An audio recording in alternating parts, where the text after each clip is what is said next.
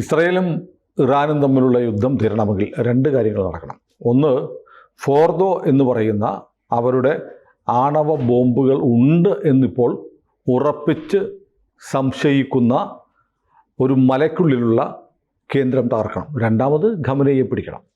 രണ്ടാമത്തത് എളുപ്പമാണ്, എവിടെയുണ്ടെന്ന് അറിയാമെന്ന് ട്രംപ് പറഞ്ഞു. പക്ഷെ ആദ്യത്തത് ഈ ഫോർദോ തകർക്കൽ, ഈ ബങ്കർ ബസ്റ്റർ ബോംബുകൾ പോലെയുള്ള ബോംബുകൾ ഉപയോഗിക്കണം, അതൊക്കെ വന്നിട്ടുണ്ടെന്ന് പറയുന്നു. പക്ഷെ അപ്പോൾ പോലും ഒരു പ്രശ്നമുണ്ട്. ഇവിടെ ആണവ റിയാക്ടർ, ആണവ ബോംബുകളുണ്ടെങ്കിൽ അത് ബോംബ് ചെയ്ത് തകർത്താൽ ഒരാണവ സ്ഫോടനം ഉണ്ടാവുന്നതിന് തുല്യമായ സാഹചര്യം ഉണ്ടാവില്ലേ? അപ്പോൾ പിന്നെ എന്തു ചെയ്യും? സാധാരണഗതിയിൽ ഈ ആണവ ബോംബ് ഉണ്ടെങ്കിൽ അതിൻ്റെ മുകളിൽ വേറൊരു ബോംബ് വീണ് കഴിഞ്ഞാൽ അത് പൊട്ടിത്തെറിക്കാതിരിക്കാനുള്ള സംരക്ഷണമൊക്കെ അതിൽ തന്നെ ഉണ്ട് എന്ന് സാധാരണ ലേഖനങ്ങളിൽ വായിക്കാറുണ്ട്. കാരണം ബോംബ് ഡിറ്റോണേറ്റ് ചെയ്യാനായിട്ട് ഒരു പ്രോസസ്സ് ഉണ്ട്. ആ പ്രോസസ്സ് ചെയ്താൽ മാത്രമേ സ്ഫോടനം ഉണ്ടാവും. സ്ഫോടനത്തിലേക്ക് അത് പോകുള്ളൂ. ഒന്നുകിൽ അണു സംയോജനം അല്ലെങ്കിൽ അണു വിഘടനം നടക്കണം. അതിന് കുറച്ച് പ്രോസസ്സ് ഉണ്ട് അതിന് മുമ്പ്. അല്ലാതെ ഈ ഗ്രനേഡ് പൊട്ടുന്ന പോലെയോ നമ്മൾ അതിന്റെ മുകളിലോട്ട് വിടാൻ പൊട്ടില്ല. അത് അങ്ങനെയാണ് അതിന്റെ രീതി. പക്ഷെ ഇതിങ്ങനെ ഒരു ന്യൂക്ലിയർ ഫോർദോ ആക്രമിച്ചാൽ റേഡിയോ ആക്റ്റീവയുടെ ഒരു ചോർച്ച ഉണ്ടാവും എന്ന് പൊതുവെ പറയപ്പെടുന്നുണ്ട്. അതൊക്കെ നെതാൻസിൽ പോലും നെതാൻസിലും ഈ ഫോർദോയിലും ഇത് ആകെ പറയുന്നത് എന്താണെന്ന് വെച്ചാൽ ഭൂഗർഭത്തിലായതുകൊണ്ട് അവിടെ മാത്രമായിട്ട് അത് തൽക്കാലത്തേക്ക് ഒതുങ്ങി നിന്നോളും എന്ന് പറയുന്നുണ്ട് ഈ വികിരണങ്ങളുമൊക്കെ. ഇതിപ്പോൾ 2018 അണ്ടർഗ്രൗണ്ട് വാർഫെയർ എന്ന് പറഞ്ഞ പുസ്തകം എഴുതിയ ഇസ്രയേലി വിദഗ്ധൻ, അണ്ടർഗ്രൗണ്ട് വാർഫെയർ, ഭൂമിക്കടിയിലെ യുദ്ധത്തിന്റെ വിദഗ്ധൻ, അതൊക്കെ ഇസ്രയേലിന് വേണമല്ലോ. അപ്പോൾ ഡാഫിൻ റിച്ച്മണ്ട് ബറാക്ക്, അദ്ദേഹം പ്രൊഫസർ ഓഫ് ഇന്റർനാഷണൽ റിലേഷൻസ്, അത് Lauder school of government diplomacy and strategy, Reichman university. അപ്പോൾ യൂണിവേഴ്സിറ്റിയിലെ ഇന്റർനാഷണൽ റിലേഷൻസ് പ്രൊഫസറുമാണ്, അണ്ടർഗ്രൗണ്ട് വാർഫെയർ എക്സ്പെർട്ടുമാണ് ഡാഫിൻ റിച്ച്മണ്ട് ബറാക്ക്.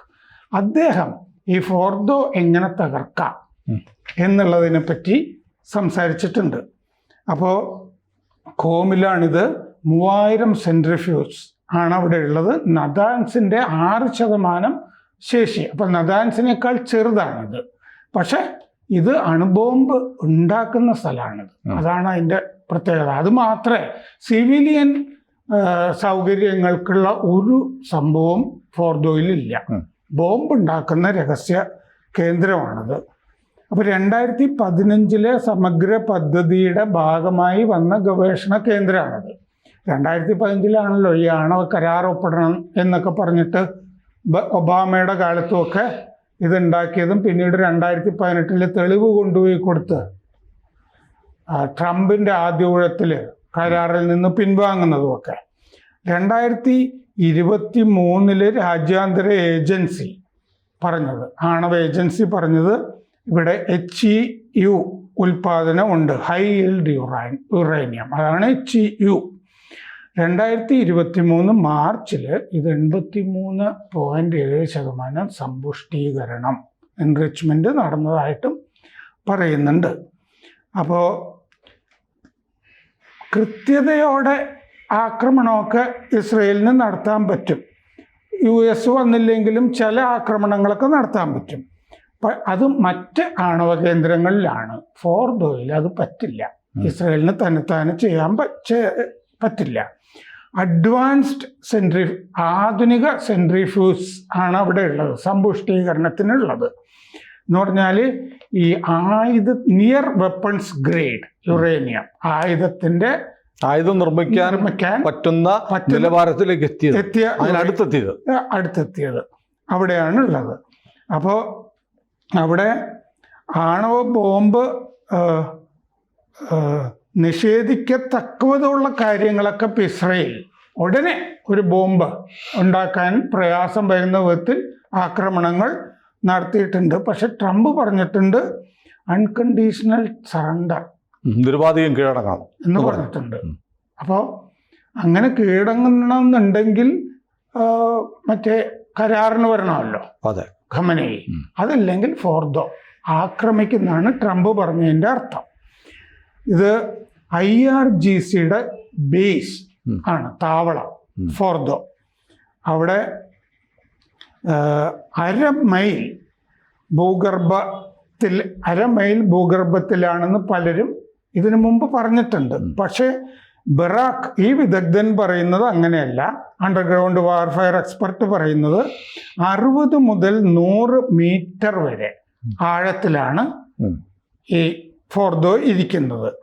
അത്രയും തകർക്കാനായിട്ട് ഇസ്രായേലിന് പറ്റില്ല. 60 മുതൽ 100 മീറ്റർ വരെ എന്ന് പറയുമ്പോൾ സാധാരണ ആളുകൾ കരുതും മണ്ണിന്റെ അടിയിലാണെന്ന്. പാറയുടെ അടിയിലാണ്, കോൺക്രീറ്റിന്റെ അടിയിൽ. കോൺക്രീറ്റ് ചെയ്തിട്ട് അത്രയും ഭാഗം കോൺക്രീറ്റ് ചെയ്തിട്ട് 60 അടി 100 അടി കോൺക്രീറ്റ് ചെയ്യുക, എന്നിട്ട് അതിന്റെ അടിയിൽ ആണ്. അപ്പോൾ ആദ്യം തകർക്കുമ്പോൾ തന്നെ കോൺക്രീറ്റ് തകർക്കണമല്ലോ. അങ്ങനെ തകർക്കാതിരിക്കാൻ വേണ്ടിയിട്ടാണ് മുകളിൽ കോൺക്രീറ്റ് ചെയ്യുന്നത്. അപ്പോൾ 60 മുതൽ 100 മീറ്റർ വരെ മണ്ണിന്റെ അടിയിലല്ല, 60 മുതൽ 100 മീറ്റർ വരെ കോൺക്രീറ്റിന്റെ അടിയിലാണ്. നദാൻസിലും അങ്ങനെയുണ്ട്. പക്ഷെ 20 മുതൽ 30 മീറ്റർ വരെ ആണ് കോൺക്രീറ്റ്. അതിൻ്റെ അടിയിലാണ് ഭൂഗർഭ കേന്ദ്രം നദാൻസിൽ. 1 ദശകമായിട്ട് ഫോർദോ ഭൂഗർഭത്തിലാണ്. അത് 2 തരത്തിൽ തകർക്കാം എന്ന് ഈ ബറാക്ക് വിദഗ്ധൻ പറയുന്നുണ്ട്. ഒന്ന് നസ്രല്ലയെ തകർത്ത വഴി, ബങ്കർ ബസ്റ്റർ ബോംബിട്ട്. 2 ബങ്കർ ബസ്റ്റർ. നസ്രല്ലയെ തകർത്തത് പൊന്നു വിവരിക്കുന്നുണ്ട്. അത് അമേരിക്കയ്ക്ക് ചെയ്യാൻ പറ്റുള്ളൂ. അതാണ് നമ്മൾ നേരത്തെ ഒരു സംഭാഷണത്തിൽ നമ്മൾ പറഞ്ഞു, നമ്മളന്ന് കേട്ടത് ലെബനോണിൽ ഇസ്രയേലിൻ്റെ ആക്രമണത്തിൽ നസറുള്ള കൊല്ലപ്പെട്ടു എന്നാണ്. ലെബനോൺ അന്ന് ഇസ്രയേൽ ആക്രമിക്കുമ്പോൾ ഇസ്രയേലിന് ഈ GBU 57 തരത്തിലുള്ള ബോംബുകളുമില്ല, B-2 സ്പിരിറ്റ് ബോംബർ വിമാനങ്ങളുമില്ല. എന്ന് പറഞ്ഞാൽ നസറുള്ളയെ കൊന്നത് ഇസ്രയേലല്ല, അമേരിക്കയാണ്. അപ്പോൾ അങ്ങനെ 18-20 മീറ്റർ കോൺക്രീറ്റിൻ്റെ അടിയിലായിരുന്നു നസ്രള്ള. ഈ നദാൻസ് ചെയ്തിരുന്ന പോലെ തന്നെ മുകളിൽ കോൺക്രീറ്റ് ചെയ്തിട്ട് അതിൻ്റെ അടിയിലാണ് അയാൾ ഇരുന്നിരുന്നത്. ആ നിലവറയുടെ മുകൾ ഭാഗം തകർത്തു. പ്രിസിഷൻ ഗൈഡഡ് ബോംബുകളാണ് അന്ന് ഉപയോഗിച്ചത്. അത് കഴിഞ്ഞ് ഇത് എനിക്ക് പുതിയ വിവരമായിരുന്നു. ബോംബുകൾ ഒന്നിൻ്റെ പിന്നാലെ ഒന്നായിട്ട് വെച്ചിട്ട് ശ്രേണികളായിട്ട് വെച്ചിട്ട് ഈ കോൺക്രീറ്റ് പൊട്ടിക്കും. അങ്ങനെയാണ് ഈ ബങ്കർ ബസ്റ്റർ ബോംബുകൾ. അങ്ങനെയാണ് ഈ സാധാരണ ഇപ്പം GBU 57A എന്ന് പറഞ്ഞ് ഇപ്പോൾ ഇസ്രയേലിൽ അമേരിക്ക എത്തിച്ചിരിക്കുന്ന ബങ്കർ ബസ്റ്റർ ബോംബുകൾ 200 മീറ്റർ പോകും. പക്ഷെ അത് ഒന്ന് വിട്ട് കഴിഞ്ഞാൽ അതിന്റെ പിന്നാലെ തുടർച്ചയായിട്ട് വിടും. കൂടുതൽ ആഴത്തിലേക്ക് ഇത് പോകും. അത് പോകും എന്ന് പറഞ്ഞിട്ട് മൊത്തം കോൺക്രീറ്റ് പെനട്രേറ്റ് ചെയ്ത് അകത്ത് പോയിട്ട് പൊട്ടുള്ളൂ. അങ്ങനെയാണ്. അപ്പോൾ ബോംബുകൾ ഒന്നിന് പിന്നാലെ ഒന്നായിട്ട് വിടുക. 20 മീറ്റർ അവിടെ ചെയ്തു ഈ നസ്രല്ലയുടെ അവിടെ. അതിൻ്റെ ഓരോന്നിൻ്റെ മുകളിലായിട്ട് വിട്ടിട്ട് നദാൻസിൽ കോൺക്രീറ്റ് പൊളിച്ചിരിക്കുന്നത് ഇങ്ങനെ ആകാം എന്ന് ഇദ്ദേഹം പറയുന്നുണ്ട്. ഫോർദോയിൽ പക്ഷെ അതും പറ്റില്ല. അതാണ്. അപ്പോൾ അതിന് അമേരിക്ക തന്നെ വരണം. നസ്രല്ലയെ തീർക്കാൻ വേണ്ടി 80 ടൺ സ്ഫോടകം ഉപയോഗിച്ചിരുന്നു. 10 സെക്കൻഡ് ആണ് അതിനെടുത്തത്. ബോംബുകളുടെ ശ്രേണി ഇതുപോലെ വെച്ചിട്ട് തന്നെ 80 ടൺ സ്ഫോടകം ഈ സൂചി ഇറക്കുന്നത് പോലെയാണ് ഈ ബോംബുകൾ ഇറക്കിയിരിക്കുന്നത്. എന്ന് പറഞ്ഞാൽ സ്ഫോടകത്തിൻ്റെ ഒരു സൂചി കോൺക്രീറ്റ് തുളച്ച് കയറാൻ. പിന്നെ ബങ്കർ ബസ്റ്റർ GBU 43-B, അത് മാസീവ് ഓർഡിനൻസ് എയർ ബ്ലാസ്റ്റ് എന്ന് പറയുന്ന ബോംബ്. പിന്നെ GBU 57A-B massive ordinance penetrator MOP bomb. ഇത് 60 മീറ്റർ കോൺക്രീറ്റ് അവിടുത്തെ ഫോർദോയിലെ പെനട്രേറ്റ് ചെയ്യാൻ ഇത് പറ്റും. റീഇൻഫോഴ്സ് ചെയ്ത റൂഫിൻ്റെ പലതരം സ്ട്രൈക്കുകൾ നടത്തുക. മദർ ഓഫ് ഓൾ ബോംബ്സ് എന്നാണ് അതിനെ പറയുന്നത്. പണ്ട് mother of all war Saddam Hussein പറഞ്ഞപ്പോഴായിരുന്നു അന്ന് തമാശ. ഇതിന് ഹാർഡൻഡ് മെറ്റൽ ടിപ്സ് ആണ് ഉണ്ടാവുക എന്ന് പറഞ്ഞിരിക്കുന്നുണ്ട്. നല്ല കട്ടിയുള്ള ടിപ്പ്. സ്ഫോടകമില്ലാതെ തന്നെ ഇത് ഇറക്കാം. പിന്നെ വെയിറ്റും സ്പീഡും കൊണ്ടാണ് ഇത് തുരക്കുന്നത്. മണ്ണായാലും കോൺക്രീറ്റ് ആയാലും ഇടിച്ച ഉടൻ പൊട്ടുന്നില്ല. ഇത് പെനട്രേറ്റ് ചെയ്ത ശേഷം അകത്ത് പോയിട്ടാണ് പൊട്ടുന്നത്. അമേരിക്കൻ ഇത് ഇസ്രയേലിന് വേണമെങ്കിൽ ഇത് വാടകയ്ക്ക് സാധനങ്ങൾ കൊടുക്കുന്ന പോലെ ബോംബ് എന്ന് പറഞ്ഞാൽ കൊടുക്കാം എന്ന് നമുക്ക് വിചാരിക്കാം. അപ്പോഴും നടക്കില്ല. അതെന്താന്ന് വെച്ചാൽ അമേരിക്കൻ പട്ടാളത്തിൽ തന്നെ സെലക്റ്റഡ് ഫ്യൂ ആയ ആളുകൾക്ക് ഇത് കൈകാര്യം ചെയ്യാൻ പറ്റുകയുള്ളൂ. കാരണം GBU-43C-130 അതിൽ ആ വിമാനത്തിലാണ് കൊണ്ടുപോകുന്നത്. 57 മറ്റേ അത് B-2 ബോംബറിലും സ്പിരിറ്റ് ബോംബറിലും ആണ്. ഈ 57A ആണ് ഏറ്റവും മാരകമായ സാധനം. മാരകം അതാണ്. അതാണിപ്പോൾ ഇസ്രായേലിലേക്ക് കൊണ്ടുവന്നിരിക്കുന്നു റിപ്പോർട്ട് ചെയ്യപ്പെടുന്നത്. അതാണ് ഇവിടെയൊക്കെ ഉണ്ടായിരുന്നത്. ഡിഗോ ഗാർഷ്യയില് ബോംബറുകളും ഒക്കെ വന്നിരുന്നത്. സംഗതി റെഡിയാണ്, പണി എപ്പോൾ കിട്ടും എന്ന് നോക്കിയാൽ മതി. അവിടുന്ന് മറ്റേ ട്രംപിന്റെ ഉത്തരവ് വന്നാൽ മതി. ആയി റെഡി ആയിട്ടുണ്ട് എന്നുള്ളത്. കാരണം ഇപ്പൊ ചർച്ചകളൊക്കെ നടക്കുന്നുണ്ടല്ലോ. ഇയാളെ മുനീറുമായിട്ട് ഇന്ന് ഉച്ചഭക്ഷണം ട്രംപിന്. അപ്പൊ പാകിസ്ഥാൻ എന്തോ ഇതിന്റെ ഭാഗമായിട്ട് വരും എന്ന് തോന്നുന്നു. മാത്രമല്ല നേരത്തെ വന്ന വാർത്തയുണ്ടല്ലോ, മുനീർ അവിടെ പരേഡിന് പോയി. അത് തെറ്റാണെന്ന് തോന്നുന്നു. തെറ്റായ വാർത്തയാണ്.